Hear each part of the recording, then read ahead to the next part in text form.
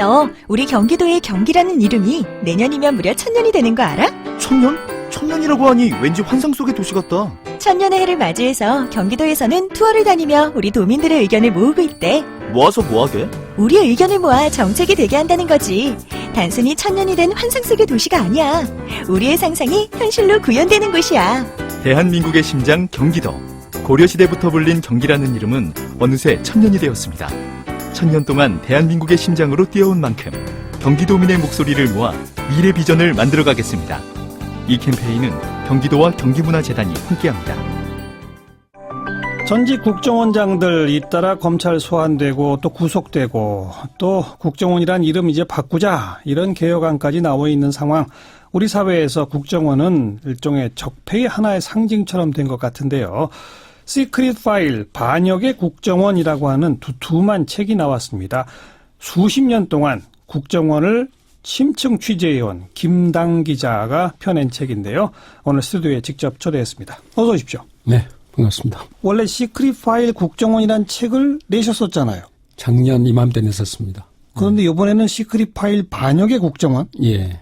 왜 그 제목도 바뀌었고 1년 만에 책이 또 한 권이 이렇게 두툼하게 나오게 된 건 어떤 배경입니까? 예. 일단 이번 책은 원래 국정원 사용 설명서라는 가지를 붙였었어요.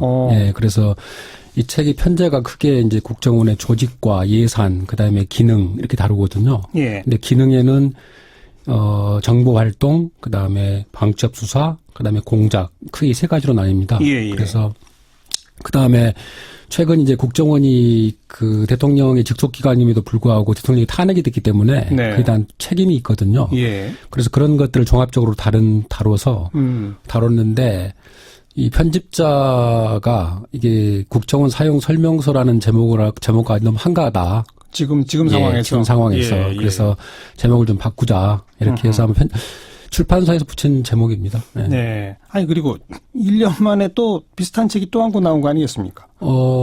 제목이 이제 시크릿 파일 국정원이 되다 보니까 시크릿 파일에 들어가다 보니까 이제 혹시 뭐 개정 정보판 아니냐 이렇게 생각하시는 분도 있더라고요. 저도 그렇게 처음 생각했는데 내용은 다르더라고요. 예, 완전히 다른 책입니다. 그러니까 1권은 일종의 그 입문서라고 한다면은 입문. 예, 이건 완전히 좀 본격적인 예. 전문서라고 좀 할 수 있죠. 예. 예. 김당 기자는 언제부터 이렇게 국정원을 취재하셨어요?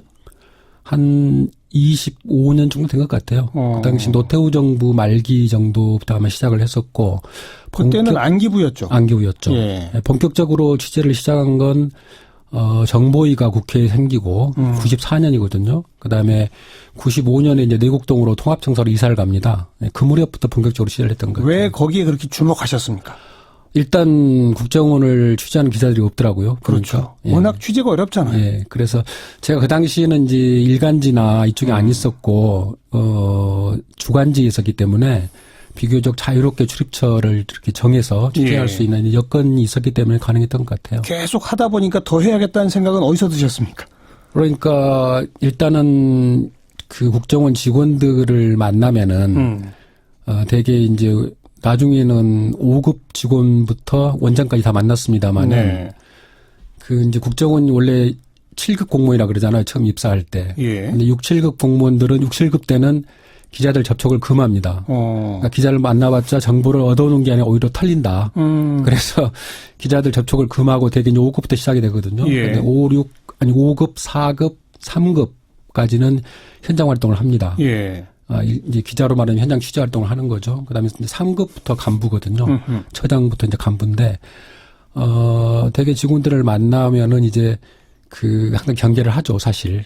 그래서 어떨 때는 몰래 녹음을 할 때도 있었고, 예. 아니면은 뭐 화장실 갈 때 뭐 메모를 한다든가 이런 예. 식으로 이제 취재를 많이 했었죠. 그리고 예. 나서, 결정적인 취재는 아마 97년도에 제가 아마 안기부 조직표를 그때 처음 공개했을 때. 네. 네. 그때 이제 그걸 계기로 해서 좀 국정원 좀 전문 기자다라는 이제 좀 레터가 좀 붙었죠. 그 네, 네.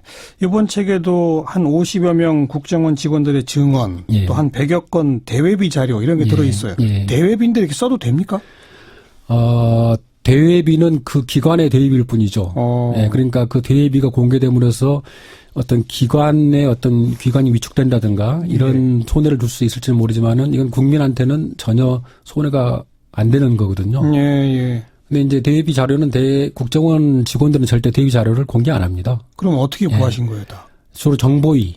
국회에서? 예, 국회 정보위를 통해서 하는데, 국정원에서는 정보위의 자료를 제공할 때 항상 그 출처를 항상 확인할 수 있게 하거든요. 네. 그러니까 일종의 빛이나 열 이런데 감응하는 장치 특수 화학 약품 처리를 하거든요. 그래서 그렇게 해서 종이에 뭐가 딱 예, 나오죠. 그렇습니다. 책이 그래서 나오죠. 그게 이제 외부에 공개되면은 이게 어느 방에서 나갔다는 걸 알 수가 있어요. 그래서 정보위에서 받는 그 자료라는 것은 이제 기자와 굉장히 신뢰 관계가 형성이 돼야 주죠. 그러니까 절대 출처를 공개하지 않는다는 이런 확신이 있을 때 되게 제공을 하게 되는 거죠. 네. 지금 이 방송 들으시면서 아니 국정원이 대외비 자료를 정보위 의원들한테 제공할 때는 예. 정보위 의원들도 외부에 유출하지 말라고 줄 텐데 예. 그걸 기자한테 주면 어떡해? 이건 문제가 있잖아. 국가안보에 위해가 되면 어떡해? 이런 생각 하실 분들이 있을 것 같은데요. 근데 어느 정도 이제 대외비라는 것은 공개될 것을 예상하고 주는 자료라고 보면 됩니다. 그래요? 예. 이제 그렇지 않고는 1급, 2급, 3급 기밀 표시를 하죠. 알겠습니다. 예. 1급 비밀, 2급 예. 비밀이 아니고 예. 대외비 예. 그 정도 문서군요. 예. 자, 그건 그렇고 조직 예산 기능을 다루셨는데 지금 제일 크게 문제가 되는 건 국정원 돈이 청와대로 매달 5천만 원 1억씩 막 갔다. 그리고 또 최경화 의원도 지금 그것 때문에 체포영장까지 적어도 행 상태고. 네. 이게 그 돈이 그렇게 막 아무데나 가는 거예요? 어떻게 되는 거예요? 원래 이제 국정원의 예산이 예전부터 보는 사람이 임자다. 이런 얘기가 속설이 있었거든요. 그러니까 눈먼 돈이다. 근데 꼬리표가 안 붙어 있기 때문에 그런데 그러니까 국정원은 예산이 크게 본 예산과 예비비로 나뉘는데요. 본 예산은 100% 다 특수활동비로 되어 있습니다. 예. 그러니까 특수활동비는 사용처를 입증하지 않아도 되지 않습니까? 예. 그렇기 때문에 그 돈의 쓰임새를 내부에서만 알 수 있어요. 그러니까 기조실이라든가 이런 데서만. 네. 예, 그래서 그 돈을 이제 유용하는 경우가 많았고요. 잘 아시겠지만은 김영삼 정부 당시에 예. 안기부 비자금 그 당시에 1,000억 원 가량이 그때 드러났지 않습니까? 네. 그러니까 통상적으로 중앙정보부 시절부터 안기부까지 제가 취재를 해보니까 안기부 예산의 한 15% 액수로 따지면 한 800에서 1,000억 정도. 네. 그가 항상 비자금으로 통치자금으로 쓰였습니다. 어딘가로 가는 거예요? 예. 그거 노태우 정부 때부터 계속이에요? 중앙정도부터 YS 정부까지. 그러니까 그럼 박정희 시대 때부터 예. YS 때까지는 예. 그렇습니다. 거의 공식화된 거였습니다. 예. 그게 아마 국정원 예산의 최대 아마 마지노선인 것 같아요. 15%까지는 밖으로 다른 데 써도 된다. 네. 그러다가 DJ 때부터는 어떻게 됐어요? 그게 이제 이종찬 원장이 이제 초대 국정원장이지 않습니까? 그때 이제 안기부를 국정원으로 이름 바꿨죠. 예. 그리고 바뀌고 나서 첫 해외 순방이 아마 아셈으로 제가 기억하는데 아셈에 참석하기 위해서 가는데 이종찬 원장이 봉투에다가 5만 달러를 가지고 갔어요. 네. 그럼 그 당시 이제 국정원장 한 달 판공이니까 3천만 원이면은 5만 달러면 한 5천만 원 잡고요. 예. 그러면 한 14% 정도 됩니다. 예. 그것도. 그러면 항상 15% 내외더라고요, 보니까. 어허. 근데 그 5만 달러 가지고 가니까 이제 김대중 대통령이 이게 뭐냐 그러니까 이 관행입니다.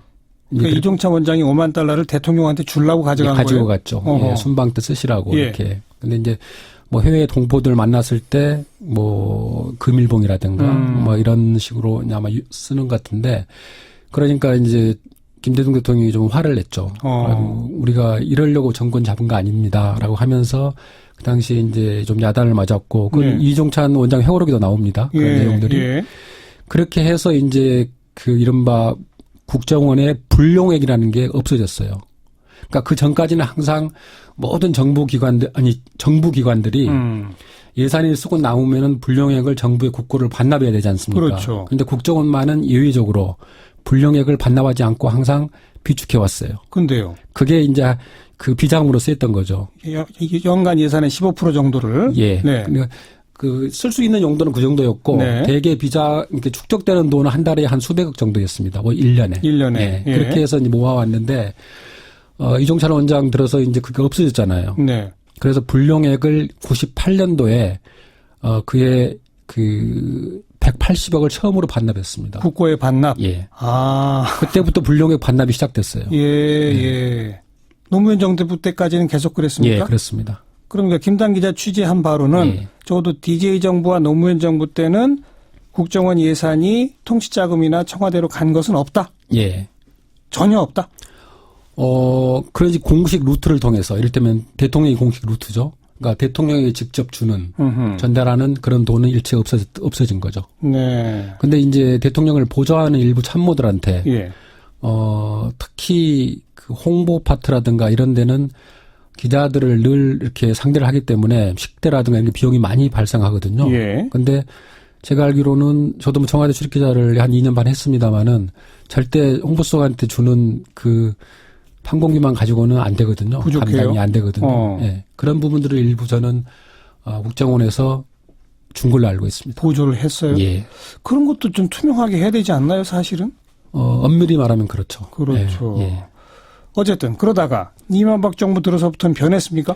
불용액은 여전히 반납을 하는 관행인데요. 그게 예. 계속되고 있는데 예.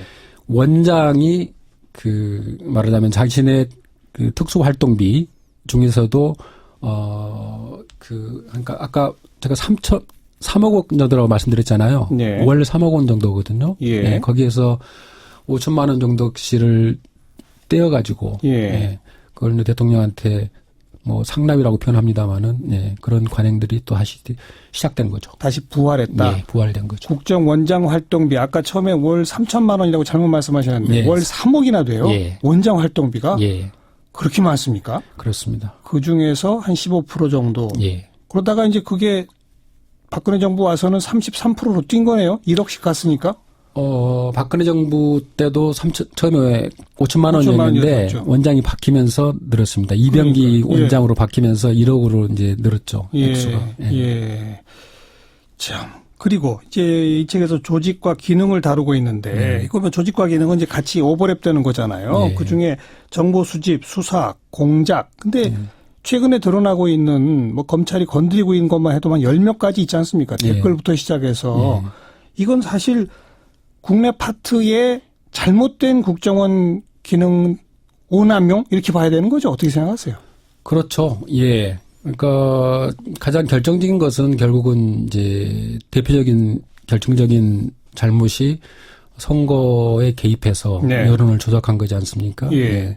그 밖에 이제 뭐 블랙리스트라든가 예. 뭐 화이트리스트 이런 것들인데 이런 게 이제 국정원 적폐청산 TF에서 이른바 15개 의혹 사건이라고 네. 해가지고 사건 조사를 했죠. 예. 그게 한 이명박 정부, 박근혜 정부가 한 반반씩 정도 됐는데, 네. 예. 그 중에 거의 상당수가 비리 내지는 불법으로 그렇죠. 판명이 됐죠. 예. 그래서 이번 그 적폐 TF에서 제가 알기로는 약 500명 정도를 자체 조사를 했고요. 네. 그러니까 500명이면은 현재 직원의 한 8% 정도 됩니다. 그러니까 굉장히 많은 수가 지금 조사를 받은 거죠. 그렇죠. 그다음에 검찰에서 피의자 또는 참고인 조사를 받은 사람이 100명 정도 됩니다. 네. 그다음에 수사 고발 의뢰를 한 사안이 지금 민간인까지 포함해서는 54명 정도 되고요. 예, 예. 굉장히 지금 국정원은 멘붕 상태입니다. 지금 직원들은. 그렇겠죠. 예, 예. 근데 바로 그런 것도 과거 김영삼 정부 때까지 박정희 시대 때부터 예. 그때까지 계속 있다가 예. DJ 노무현 때 없다가 다시 부활한 거다 이렇게 말할 수 있나요? 예산하고 그렇죠. 똑같이 예, 그런 거예요? 예. 그래서 저는 이제 그 반역의 유전자가 다시 깨어났다라는 표현을 썼는데요. 네. 그러니까 오늘 제가 반역의 유전자라는 표현을 쓴 것은 국정원의 전신인 중앙정보부가 처음에 태동할 때부터 이게 이른바 혁명 보위 기관으로 만들어졌거든요. 그렇죠. 예. 국내 정치용으로 시작한 거죠. 그렇죠. 그래서 수사권을 갖게 된 겁니다. 네, 네. 근데 수사권은 그냥 예외적인 조항이거든요. 예. 그러니까 정보기관이 수사권을 가지면 안 되는 거거든요. 예, 네. 예. 그런데 비밀 정보기관이 수사권을 가지면서 박정희 정권 18년 동안 계속 가지다 보니까 네. 이게 굉장히 그 오남용을 한 거죠. 예. 정치인들 뭐 남산에서 잡아가서 콧수염을 뭐 뽑고 이런 때가 있었지 않습니까? 그렇죠.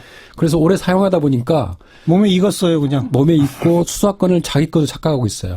근데 수사권 가지서는 안 되는 거죠. 예. 김종필 그 창립자조차도 수사권은 잘못이었다. 네. 이건 나중에 돌려주려고 생각했는데 본인이 일찍 나오는 바람에 못했다. 이런 회고록이 그런 기록을 그러다 이제 남겼죠. 안기부 시절 되면서는 더 강해졌고 또 예. 그러다가 이제 국정원 시절이 되고 DJ 노무현 때 조금 주춤하다가 예.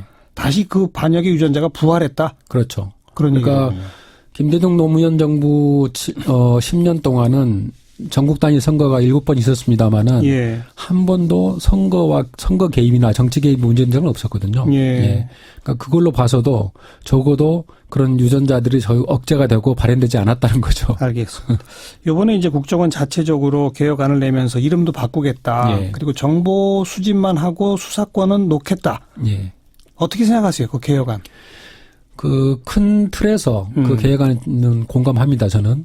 근데 이름을 굳이 바꿀 필요가 있을까라는 데는 저는 반대합니다. 네. 그러니까 네.